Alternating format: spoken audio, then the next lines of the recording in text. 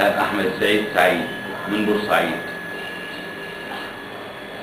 الأحداث أمام محافظة بورسعيد بالذل والإهانة والاغتصاب من رجال الداخلية، والذي أوقعت منظر أراته بعناية إن بنت بتتسحب من رجال الداخلية، تشد من شعرها وبتركب مدرعة. لما يهتم بيشدوا البنت كانت لابسة شال ترفيعة على شعرها من المسيل للدموع، واقفة جنب الشجرة والمدرعة طالعة عليها. بصيت وانا جنب الحيطة وماسك الخل وماسك الخميرة على الإنقاذات، كنت بساعدهم بالخميرة والحاجات دي لهذا الاقتناء. بصيت لقيت بنت بتاعت الشال شد، لقيت شعرها نزل، الشباب سابتني وجرت. بصيت لبناتي، بصيت لاخواتي البنات، جريت عليها. الضابط قال لي اسلوب جارح على امي، على امي، ورد اعتبار الامي كل سنه وانت طيبه يا احلى ام جابت بطل في بورسعيد، الذي انقذ فتاه من هذا العرض. وما شديت مريم وركبتها معايا الاسعاف، اختفاء. نفسي اطمن عليك، بتكلمني من رقم والتاني ما تكلمنيش عشان عندهم تقارير انا ما اعرفش. انا بدعي وبقول لها لسه في بورسعيد رجاله مش بتوع باله، هم رجاله. الصغير قبل الكبير، مشكورا لكل دم شهيد ضحى عشان بلده.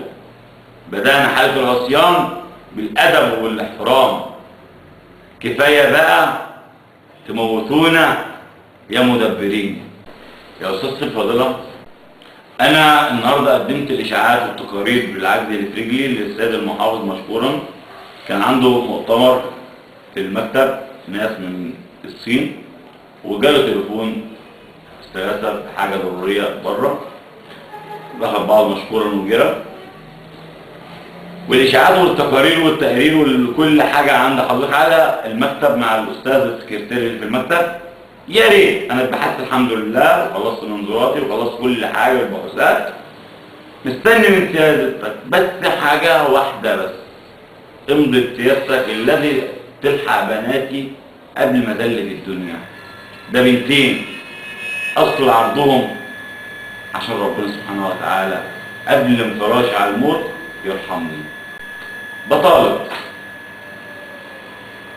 ان احنا مفيش دخل اللي احنا يدخل لنا بيوتنا، مفيش. انا كنت شغال امن 225 جنيه في الشهر. النهارده ال 225 انا بقالي بالظبط 30 يوم نايم على السرير. كبسي جزاه كله خير جالي، اللي مشفتش حد تاني جالي يقول لي بناتك عاملين ايه. اطالب، مش عاوز اي شيء كان انا والناس، يا ريت تنظروا في تعيينات الضرورة مساكين لله عز وجل، ان احنا بس نبقى في وظيفة حكومية لأجرنا الله بإصابة يجعل لنا معاشا لبناتنا اخر الدنيا. ومشكورا السيد المحافظ الذي آمن بدور شجاعة بورسعيد بالإنقاذ الشباب. ومشكورا مشكورا مشكورا الدكتور حلمي العفني وإبراهيم المصري والسيد متولي، ومشكورا لكم